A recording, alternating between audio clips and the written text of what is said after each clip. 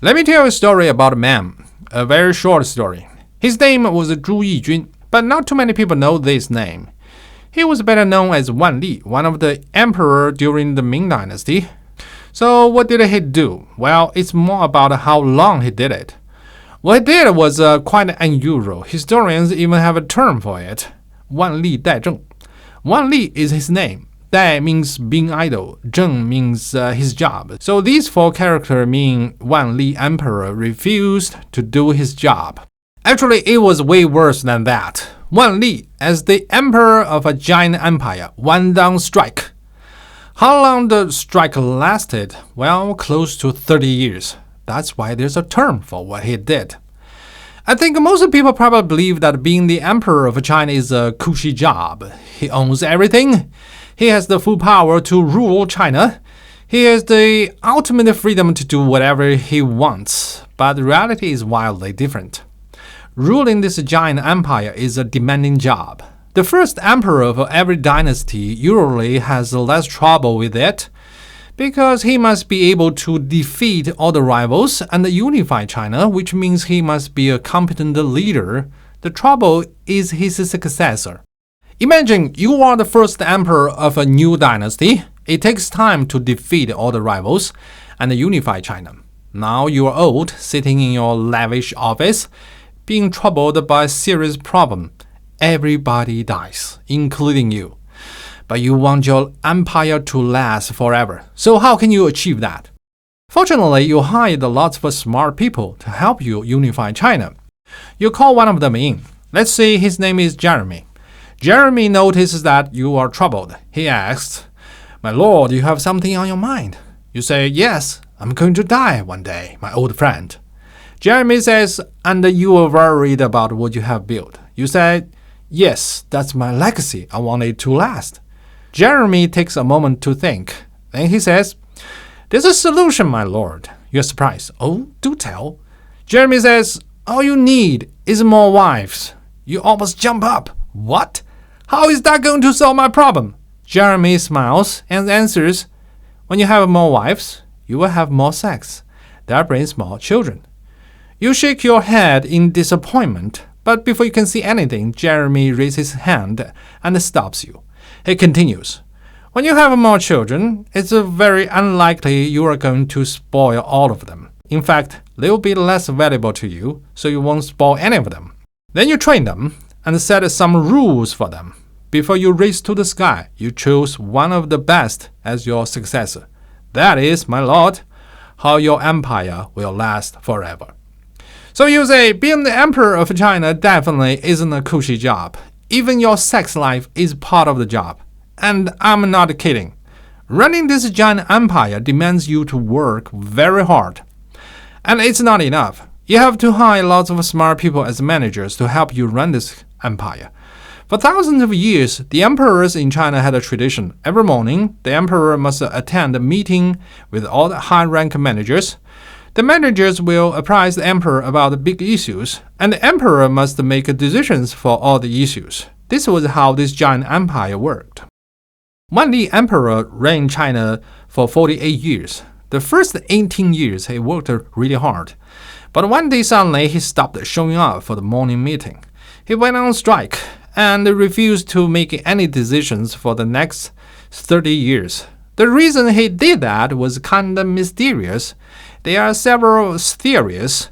One says that Wanli Emperor loved a woman and had a son with her. He wanted this son to be his successor, but the high-rank managers strongly rejected his request because it was against the rules set by the first emperor. One theory says that Wanli was exhausted by the endless battles during the morning meeting. Those high-rank managers were the smartest people in China, so you can imagine when they had different opinions on some issues, both sides were capable of making very powerful arguments. So when the emperor was completely lost in the arguments, he had no idea which side he should agree with. In the end, he just snapped.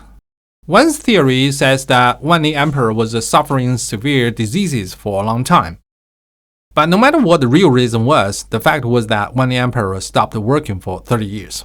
So what happened during those 30 years? Well, not too much. The empire operated just fine. The Ming Dynasty was declining, but it was over 200 years old. It was supposed to decline according to the Euro Dynasty lifespan, so you cannot blame everything on Wanli Emperor.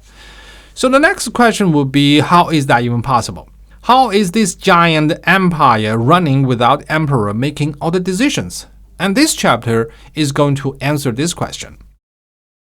To answer this question, we have to learn something about Chinese characters. So allow me to give you a brief introduction of Chinese characters. I promise, learning Chinese characters could be fun for at least 5 minutes. You must have heard that there are thousands of characters. That's true. Nowadays, you must learn at least 3,000 before you can read newspapers. But this is only a brief introduction, so don't worry. Let's see some simplest characters.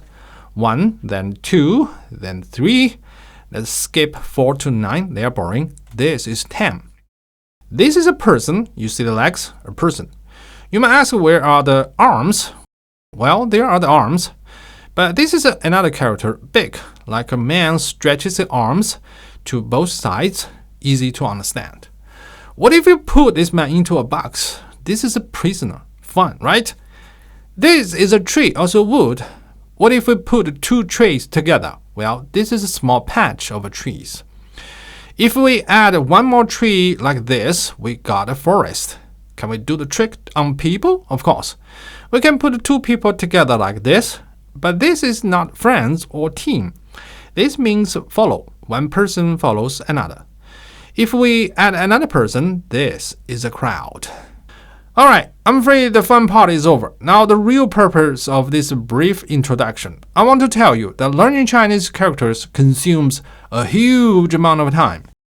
Writing Chinese characters, you must follow certain rules. Every character must be inside a box, and it must be written at the same size, regardless of how simple or complicated. The reason is that in reality, you don't use the boxes. When the boxes are removed, the characters will look like this.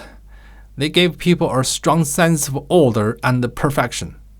So far, all you see are simplified characters. People in Taiwan and Hong Kong are still using the traditional characters. This is a comparison of them. The traditional version was what people had to learn for thousands of years. And you must learn at least 10,000 characters before you can call yourself educated. To make things even worse, you have to learn how to write them with Chinese brushes.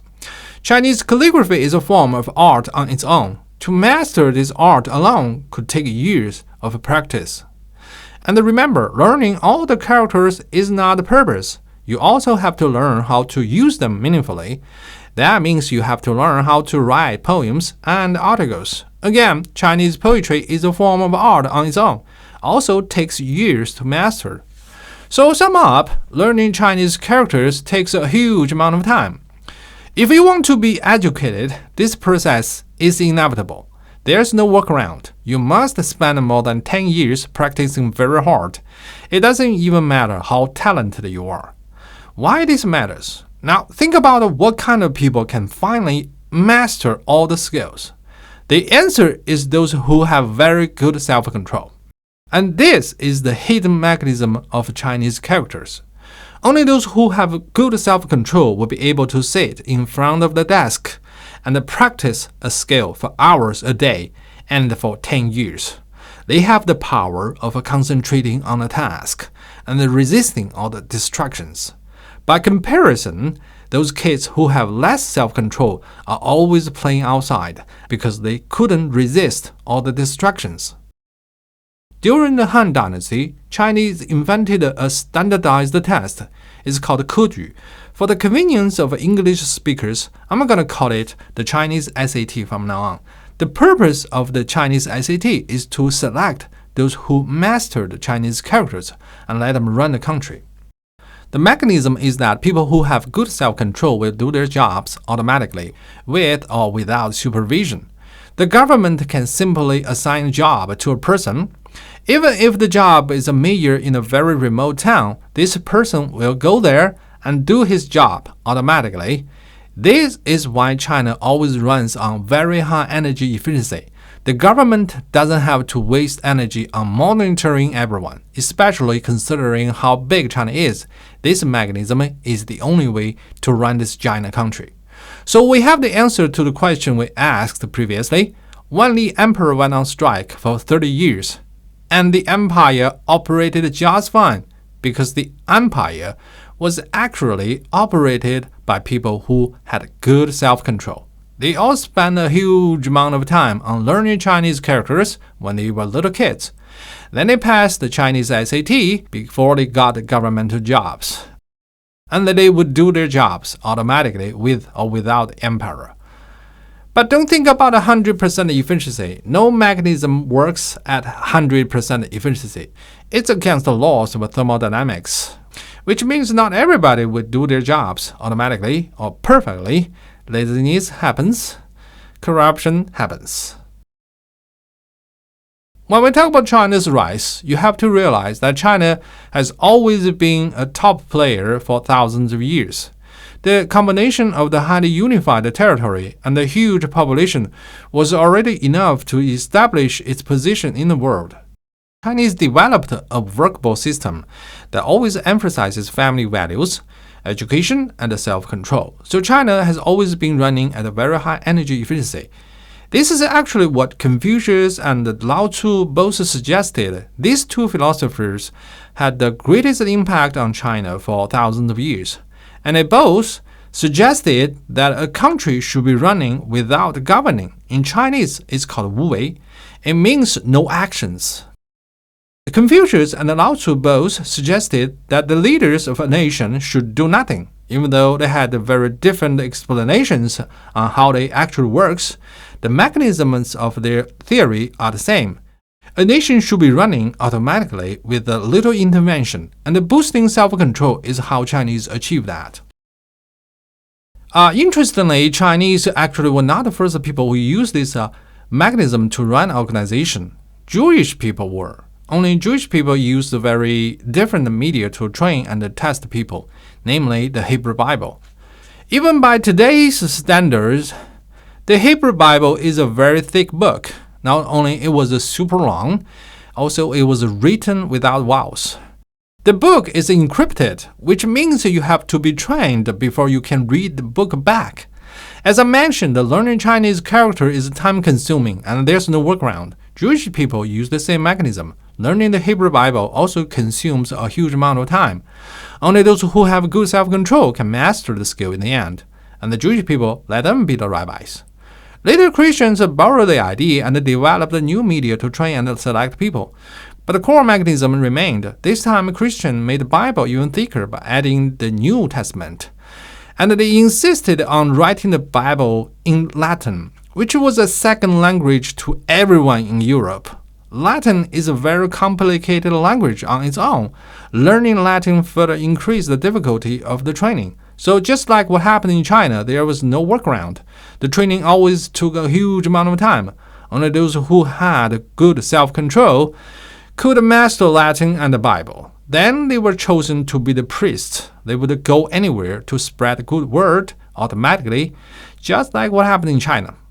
And the missionaries even went further. They went to the desert, the jungles, and to the places where only barbarians lived. Many were killed on their missions, but they continued their jobs without being forced or supervised. You might say that's because they had a strong faith. But without great self-control, faith could be easily changed or abandoned. It was those people's strong self-control that clenched the faith and won't let it go, not the other way around. About 600 years after Christianity's birth, Islam introduced the same mechanism to Arabs. This time, Muhammad invented something new: fasting. Muslims have to fast for months every year. They are not allowed to eat between sunrise and sunset during Ramadan. It's extremely difficult to do. If you don't believe me, you can try it yourself for a few days. I've tried. The best I could do was 2 days. A whole month? That's definitely challenging. Fasting is a great way to strengthen people's self-control.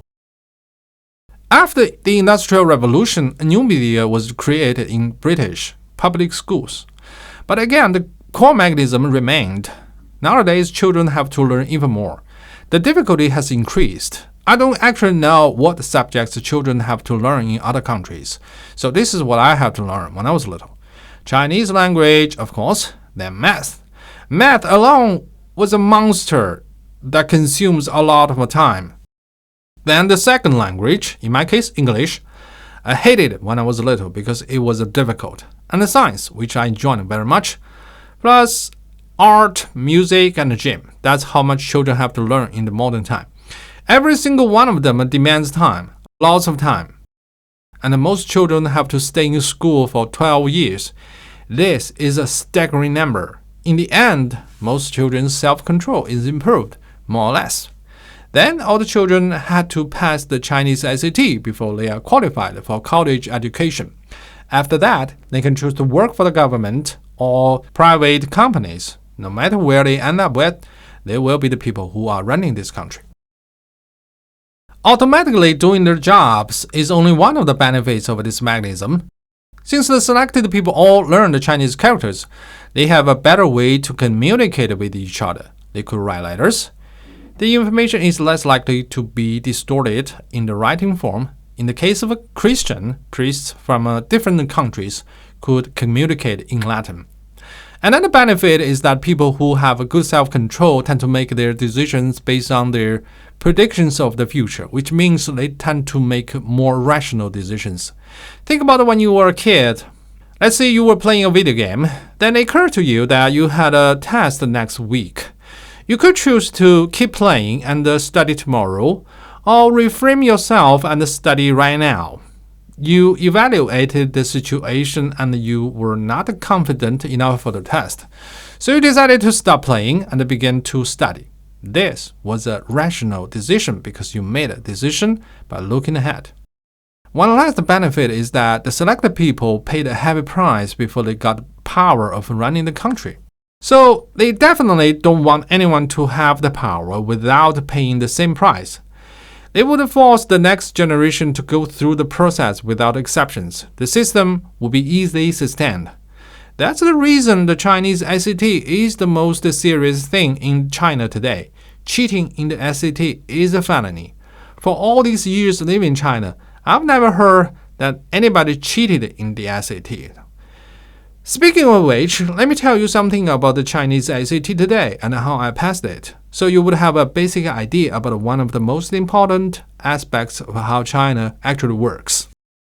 You have to pass 3 Chinese SATs before you can go to college. When you finish the elementary school, you have to pass one, which will decide what kind of a middle school you can go to. The middle schools and the high schools are divided into 2 categories, the regular and the elite.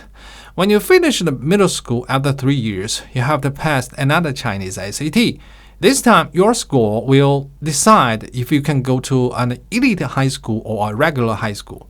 When you finish the high school, you have to pass the last Chinese SAT, the real one. That will decide if you can go to a college or not.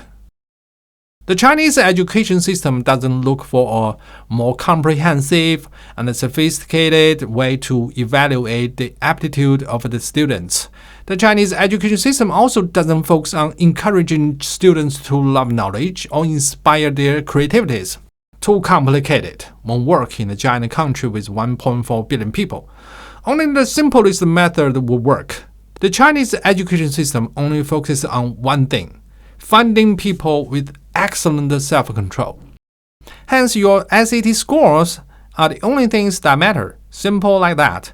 This policy is very easy to be enforced all over the country. Corruptions and cheating will be reduced. All 3 SATs are highly competitive. The first 2 have nothing to do with colleges, but everyone wants to go to elite middle schools, then elite high schools. The reason is easy to understand. All the students in elite high schools have great self-controls. That's how they got the high scores in the SAT in the first place. After they enter the high schools, they all concentrate on one simple task: college. So study in an elite high school definitely increases the chance of passing the final SAT. In my case, I studied in an elite high school. About 50% of my classmates went to colleges. According to what I heard, the percentage could be as low as only 5% for the regular high schools. Obviously, the final SAT is the real deal. It's the most competitive one. You better prepare yourself to the max level for this final SAT, because this time you are competing with more than 10 million Chinese teenagers who are all eager to go to college. You might have heard that Chinese are quite smart. Believe what you heard and embrace yourself for something even worse. The Chinese SAT is brutal. When I was in high school, I had to study my ass off to pass the SAT with a decent score. Then I went to Beijing for my college education. So let me tell you how insane I studied, especially for the last 5 months. Like all the boys, I didn't really like all the subjects. I had some strong favorites, math and physics, and I hated pretty much everything else. When the SAT was closing in, I realized that I must suppress my hatred against the Chinese literature, English, chemistry, and biology, especially English, my weakest subject. So I made a plan about how much time I needed to spend on each subject every day. But it wasn't enough. I knew I needed more time. Fortunately for me, something strange happened. One day I finished studies at 12 p.m. I was ready to sleep. It was 1992. China was still a very poor country, and I lived in one of the poorest cities. At 12 p.m., all the families were asleep. The lights all turned off. The city was in complete darkness. Yet, a few hundred meters away, I saw a window shining. And I was fascinated. Who was that? What was he or she doing at this hour? The only conclusion I had back then was that it was definitely another student who was preparing for the SAT. So I thought, okay, the game is on, bitch. You don't sleep, I don't sleep. So I sat back in my chair and began to study again. From time to time, I would look up and check out if that mysterious person was still studying. And I presumed that he or she was also fighting against me. For the next 5 months, we competed each other to see who was going to collapse first. Sometimes it was the mysterious person, sometimes it was I. Quite often we reached 4 a.m., sometimes even 5 a.m. And I had to get up at 7 a.m. for school, which means for 5 months, most time I only slept 2 or 3 hours a day, sometimes even 1 hour. That was how insanely I studied for my SAT. Well, here's the twist of the story. After I passed the SAT, one day I went to the bathroom at the middle of the night, and I saw the mysterious window still shining. It turned out that very likely some people were playing mahjong there, and I fought against them for 5 months. When you pass the Chinese SAT and went to college, you were completely free. Not only because you were an adult now, but more importantly, you proved yourself that you had excellent self-control. Your parents, the teachers, and the entire society would stop supervising you. You might have heard that Chinese parents are all very strict to their children. They don't allow them to play video games, fall in love, use drugs, or even have fun. But when you pass the SAT and went to college, all the rules will vanish without trace. You could do pretty much anything you wanted. One of my roommates in college literally slept for 4 years. Maybe because passing the SAT was strenuous, so a long vacation was in order. As I mentioned, the Chinese education system doesn't focus on guiding students to explore the possibilities of their lives. So the college was the time you make that choice. And since all the college students had excellent self-control, their decisions were more likely to be rational, and the society would completely trust them on that. That was what most of my classmates did. The sleeping guy was only a funny example. Most other students kept studying very hard in college, and they began to choose their life purposes. They took their time. They had 4 years to think over before making the decision. In my case, one day, watching a talent show in the school, I saw a boy on stage singing a song while playing his guitar. I was stunned completely. I thought to myself, this is what I want to do. This is the only thing I want to do with my life. But I spent a few months waiting for the passion to fade, but it didn't. The passion grew stronger, so eventually I made a decision. I wanted to be a musician. It was a strange decision back then, but when I told my mother about it, she was a little surprised at first. Then she said, whatever you choose to do with your life, your father and I will support you. Like I said, complete trust, because they knew I made a decision after serious considerations. Since the Chinese education system only focuses on strengthening self-control, the result is a society that is running on very high energy efficiency. Everybody will behave themselves automatically without being watched. This is actually not a Chinese thing, it's an East Asian thing. Japanese and the Koreans are all well disciplined. These two countries are also running at a very high energy efficiency. Everybody behaves. The societies don't have to spend energies on supervising people, correcting people, or punishing people. In this video, an American man conducted a social experiment in Shanghai. He leaves his laptop and a briefcase in public for an hour, and no one stole them. The conclusion many people drew from this and similar experiments is that Chinese people are honest, or because cameras are everywhere. What people usually fail to appreciate in these experiments is that Chinese people have great self-control. It's not that Chinese people don't want to steal, but they are capable of resisting the temptation easily. This is one of the secrets of China's rise. If a country can successfully stop people from stealing, 99% of the crimes are eliminated. That will significantly reduce conflicts in the society and save a huge amount of energy on law enforcement and the litigations. With the same amount of energy, this kind of society can achieve something more, much more.